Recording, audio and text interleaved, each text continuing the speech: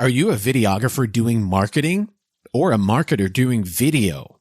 If you're a plain old videographer focusing on equipment, sitting there wondering why you're not getting business, let this podcast be a huge wake-up call. Uh-oh. We're on a mission to rid the world of bad video. Bye-bye. This is the DV Show. Target in range. Bad video sucks. Welcome to this edition of the DV Show podcast. My name is Brian. So let's get right down to the point of this podcast. No one really cares about gear anymore. At least not the way they used to.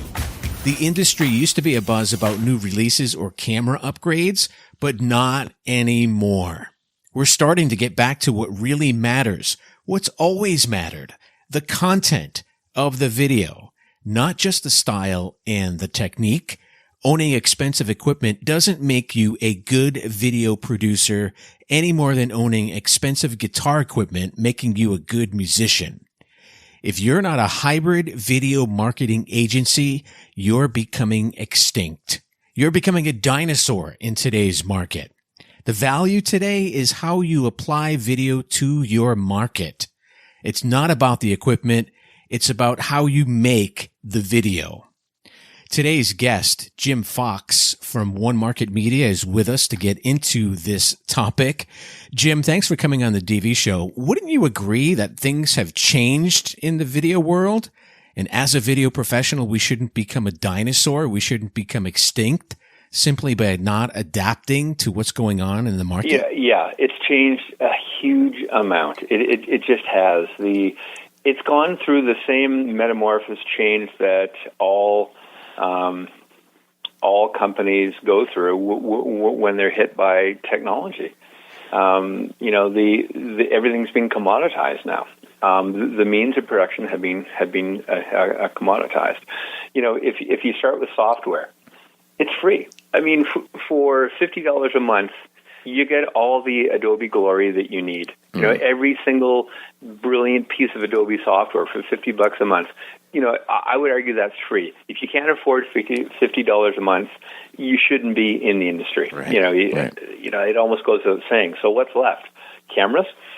Those, back in the glory days, those were tens or hundreds of thousands of dollars. Now you can get fully kitted out for $4, $5, $6,000. That's the capital investment. That's it. So the means of production have been given to the masses, and that's the single biggest effect in the whole industry.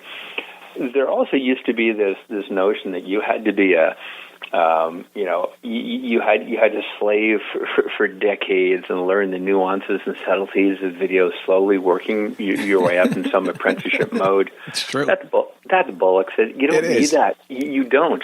I wrote in a article years ago on one of my posts. Years ago, my daughter learned editing in grade 9. And she's really good at it, and that of course got all sorts of hateful responses from veterans in the industry. But sorry, that's how it's going. So the magic of owning equipment and being an equipment owner, it doesn't matter. Yeah. Okay, so what's left? And so that's to me that's the next phase. It's not. It's not having equipment. It's not calling someone up and saying, "Hi, I'm Bob. I do video. Do you want some?" Because honestly, that's what people used to do. Hey, I do video. Do you need some video? And that used to move the dial. People would say, "Oh, yeah, I need video." Good luck with that now. Video is no different than any other media. It's just a media that there are people, obviously always will be, who are really good shooters and they're really good editors, and there's a lot of creative people, but especially ad agencies, I'm seeing that more than anyone. And people like me, my background's marketing, and for no good reason in 2008, coincidentally the day that the market took a turd, the big crash in 2008, October 1st, that's when I started One Market Media. Wow. The worst timing ever. So you can imagine the phone calls I had. Oh, yeah. Hi, I'm Jim. I click. I do video click. I do marketing video click. It was brutal. And yet somehow you had to do it, right? You had to. Yeah, but so two things. One is it was a drag, but I sort of fought through it. But two, honestly, when I started, my background's in marketing. That's sort of the value I brought. I knew nothing about video. I had never, I literally never picked up a camera before. Other than a still camera, I didn't know anything about editing, and I just thought, what the heck. Old dog, new tricks. Let's try it. And it took me a while. A lot of, I made every mistake you can. But if an old guy like me can pick it up and do a decent job of it, and you can go to One Market Media and be the judge of that, it's not rocket science anymore. So, but where I think the reason I succeeded was I wasn't a video guy doing marketing, which most guys used to be. I was a marketer doing video. Who happened to be doing video. And it's nuanced, but I think it's true. I mean, I think that's the difference, and I think that's where the industry is going. That you have to add value beyond, being a camera operator. There are still at the high end, if you're doing high-end commercials and stuff, for sure, you need a great DOP, you need a crew and all that great stuff. But work your way down one level really quickly. I'm seeing ad agencies, the creative directors and whoever else, bringing video guys on board and learning themselves and, becoming directors. And they're pretty good at it. If you're creative, if you have an imagination, you can learn it. So that's the big change I'm seeing in the industry. Ah, okay. So I went to your website, and I'm going to play, during this interview, Jim, I'm going to play devil's advocate, like the bitter videographer who needs to call people up and present themselves as a videographer who does business. So during the interview, I'm going to play this devil's advocate and really be bitter in a way and come across. Hit me. Be angry. Right. I've heard it all. So go for it. All right. So like I said, coming back to the video industry, it's totally different. And myself, I used to make a lot of money with app developers. I used to show up at meetings and for Apple developers and app developers in general, and used to do video for them, and that was a big chunk of change for me. And I worked really hard to do that. And I went out there and did what I needed to do, and my business was successful. So I come back and back to the industry today, back into the market, and it's totally different. You don't need fancy equipment, the cool effects, budgets.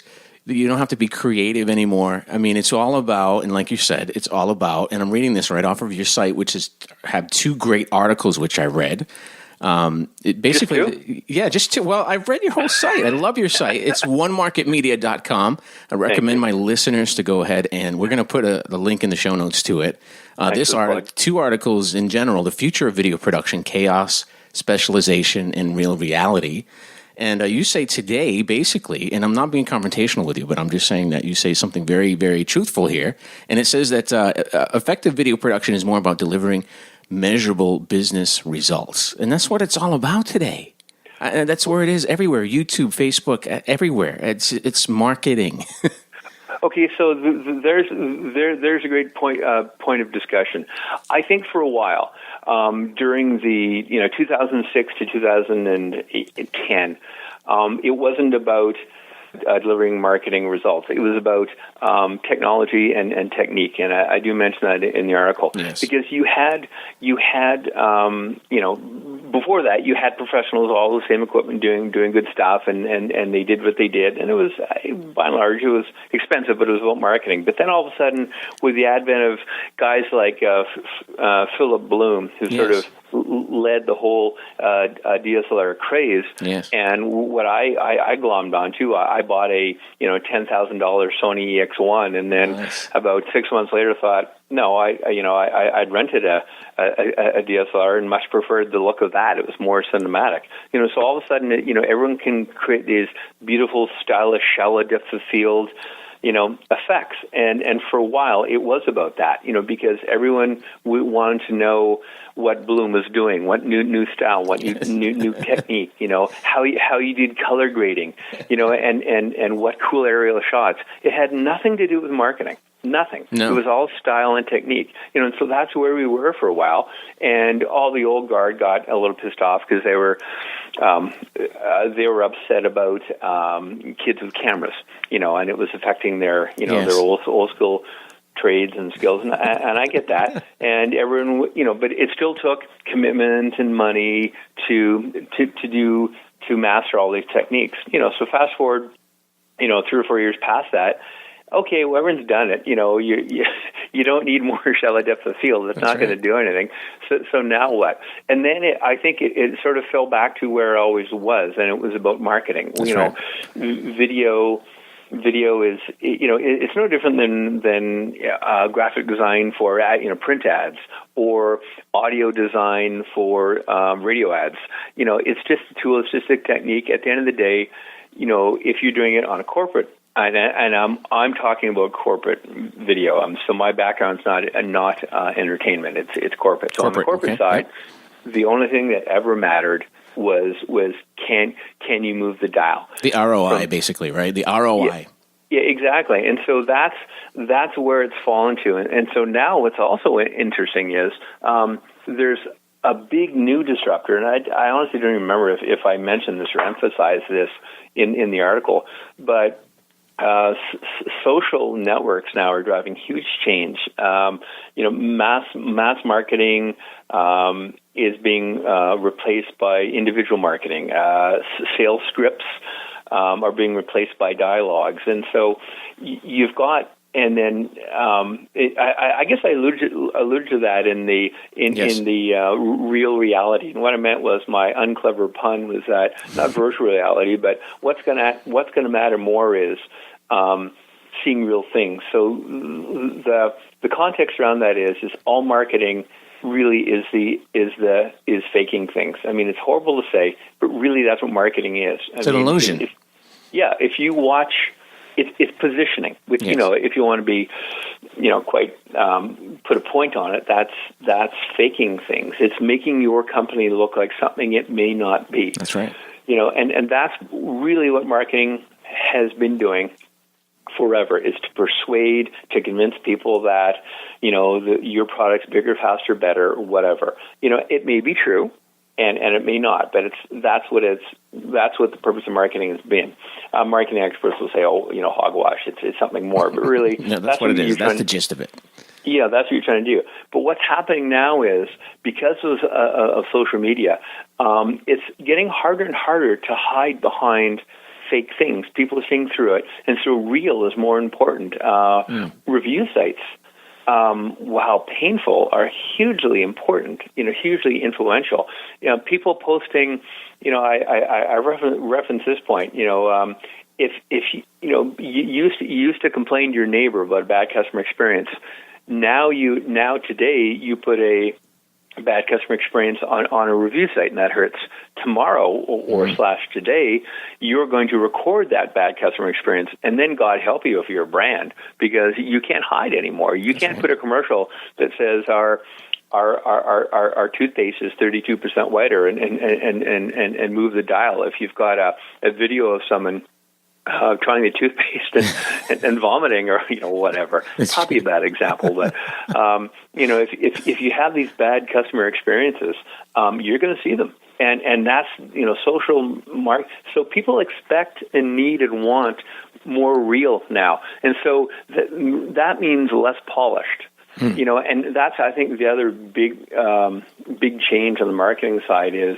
It used to be sort of faux real, where, even testimonials, and I've done a couple of blog posts on testimonials, they're all fake. Yes. They all are. It's just a question of where on the continuum. That's right. You're comfortable. You can buy them on Fiverr, by the way. I don't know if you know about that. I know. Yeah, you can. And, I've had this argument with PR people, but they're either 1% fake or 100% fake. That's right. Because the one thing you don't do, testimonial 101 is you don't go randomly to someone's house turn the camera on, ask them questions, because A, you might be surprised horrendously by what they say, and B, they're probably not going to be the right people. They're not going to be articulate. It's just not going to feel right. So even if you always choreograph a testimonial, you set up the time for the interview, you tell them the questions, which is a smart thing to do, what you're going to say. You'll re-ask if you don't quite like what you hear. So that, that's a hint of fake. So all of that is getting harder and harder, and real is what matters, and real has to feel real. And so shooting something on your iPhone and posting it might have just as much effect now as getting James Cameron to direct your commercial. That's right.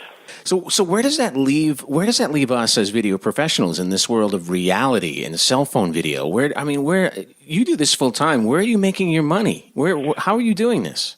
So so that's probably the best question to ask, and there's a huge number of answers, but my simple response to anyone would be, you have to evolve with the industry.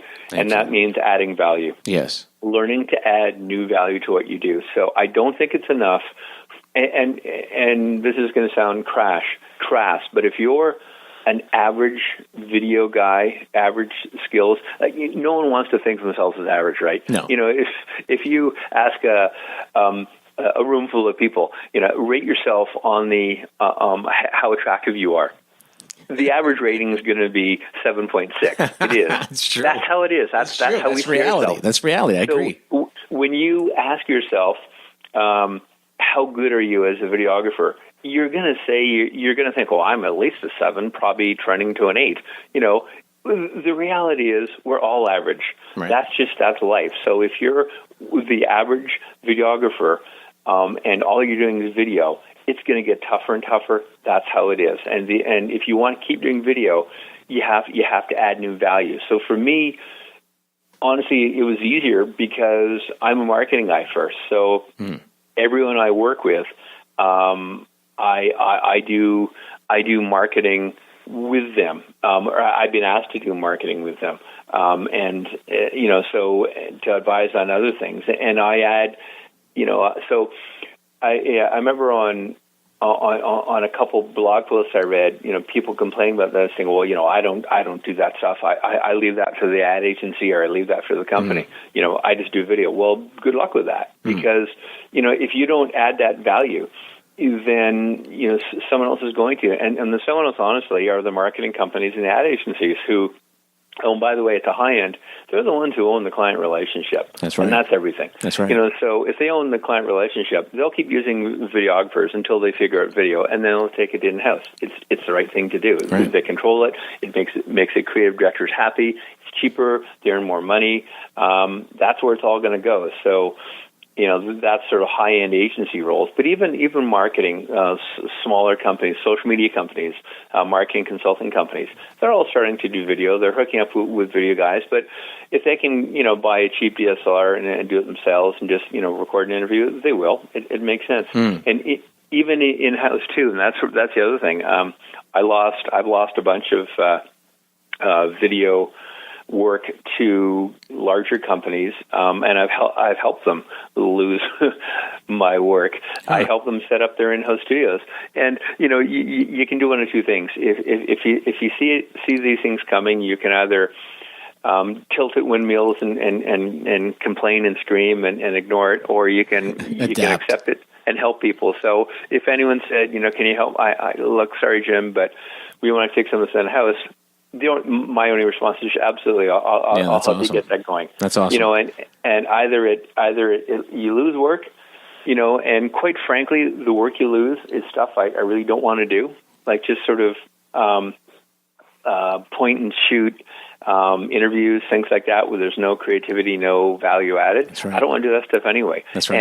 And when they're in a pickle and they need a good corporate video done, or something interesting that they know they can't do in-house, then they'll call you still. Awesome. And that's so. I think that's how you have to evolve. You've got to either learn new skills, which is I admit is difficult, or at a minimum team up with people who have complementary skills, and typically that's marketers, ad agencies, marketing consultants, social media companies like that who do things with the same clients you have. And maybe joining forces, merging companies, working out relationships. That'd be my recommendation. Awesome. Adaptive is basically what you're saying.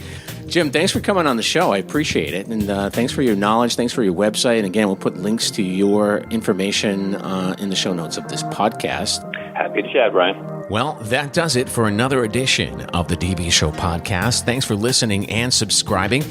If you have not visited our website this week at thedvshow.com, take a look and always keep in touch with us. We have a weekly newsletter that goes out. You can get social with us on Twitter, Facebook, and of course, Instagram. We're also on YouTube where you can find most of our videos. So until our next podcast, we will talk to you next time. For additional tips, tutorials, and to get your video questions answered, visit thedvshow.com. Stay on the cutting edge with The DV Show.